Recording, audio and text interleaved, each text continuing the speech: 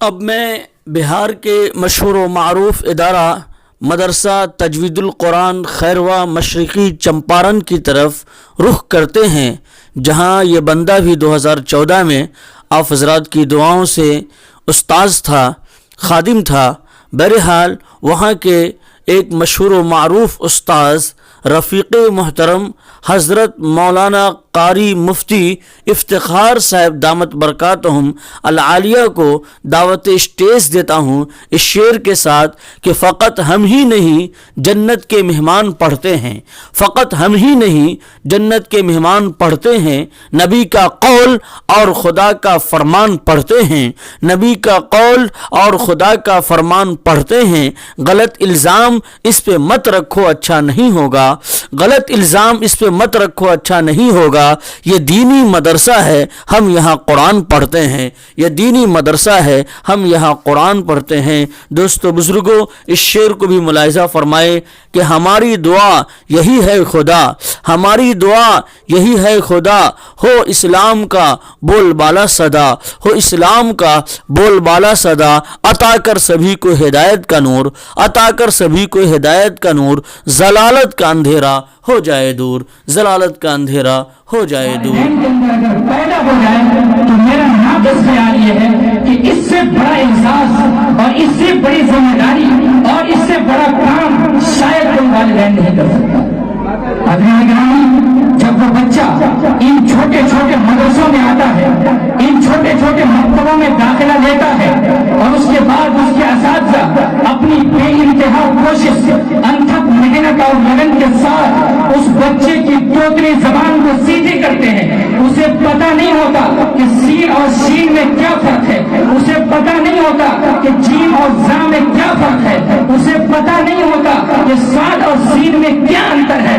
لیکن ایک استاد جو اس چٹائی پر بیٹھ کر بوریے پر بیٹھ کر اس بچے کی توتلی زبان کو سیدھی کرنے کی کوشش کرتا ہے اور اس کے بعد اسے سکھاتا ہے، جب وہ بچہ سیکھ جاتا ہے اور پھر اپنی میٹھی زبان سے اپنی سریلی آواز سے پھر قرآن کریم کی تلاوت کرتا ہے اور اپنی آواز سے سب سے پہلے جب وہ بچہ اعوذ باللہ من الشیطان الرجیم بسم اللہ الرحمن الرحیم الحمدللہ رب العالمین کی تلاوت کرتا ہے، آسمان سے فرشتہ اعلان کرتے ہیں، اللہ تبارک و تعالیٰ اعلان کرواتا ہے کہ جا کر کے ان کے والدین کو خوشخبری سنا دو کہ تم نے اپنے بچوں کے پیچھے جو محنت کی ہے، کوشش کی ہے، آج تمہاری محنت کامیاب ہو گئی، تمہارے بچے نے الحمدللہ جو پڑھا ہے اس کے صدقے میں ہم تمہاری مغفرت کر دیں گے۔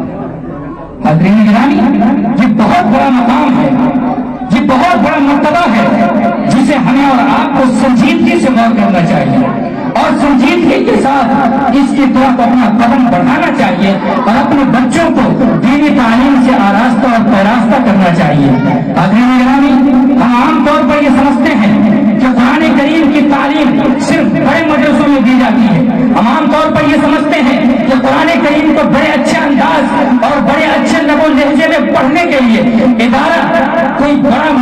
غیر معمولی ہونا چاہیے، لیکن آپ کو یہ جان کر خوشی ہوگی اور اندر سے حیرت کا اظہار اور افسوس بھی ہوگا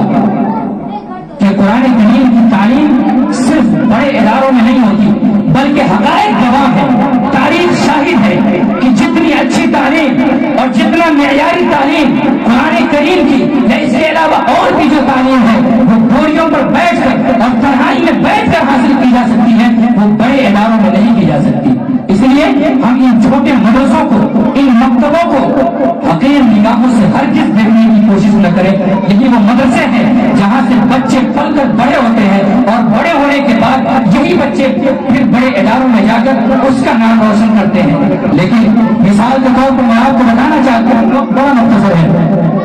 جب ہم کوئی پیڑ لگاتے ہیں وہ پیڑ بناوٹ درخت بن جاتا ہے، وہ پھل دینے لگ جاتا ہے، تو جتنے لوگوں کی نگاہیں اس درخت پر پڑتی ہیں ہر ایک اس کے ظاہر کو دیکھتا ہے، ہر ایک اس درخت کی ٹہنیوں پر نظر ڈالتا ہے، ہر ایک اس درخت کے پتوں کو دیکھتا ہے، ہر ایک اس درخت پر آنے والے پھل کو دیکھتا ہے، لیکن بہت کم لوگ ہیں جو یہ دیکھنے کی کوشش کرتے ہیں کہ آج یہ درخت اگر اتنا تناور ہے، آج یہ درخت اگر اتنا چاروں طرف سایہ پھیلا رہا ہے، آج یہ درخت اگر اتنا پھل دے رہا ہے تو اس کی جڑ میں محنت کرنے वाला कोई न कोई जरूर है। अगर उस दरख्त की जड़ में मेहनत न की गई होती, अगर उस दरख्त की जड़ में कोशिश न की गई होती तो वो दरख्त इतना तनावर नहीं बनता, वो दरख्त इतना फलदार नहीं बनता। इसलिए हाज़रीन गिरामी, ये जो छोटे छोटे मदरसे हैं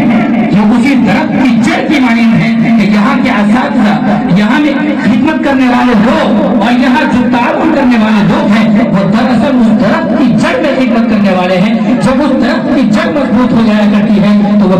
दरख्त ऑटोमेटिक तनावर दरख्त बन जाता है, फलदार दरख्त बन जाता है। हाज़रीन गिरामी, आप इन मदरसों की कदर करें, आप इन छोटे छोटे बच्चों की कदर करें, आप इसे इस एतबार से तरबियत करें कि हम ये समझें कि हमारे बच्चे हमारे लिए आखिरत का ज़ख़ीरा बनेंगे, हमारे लिए मग़फ़िरत का ज़रिया बनेंगे। और यही बच्चे जब क़यामत का मैदान होगा, क़यामत का मैदान होगा, सारे लोग नफ्सी नफ्सी के आलम में होंगे,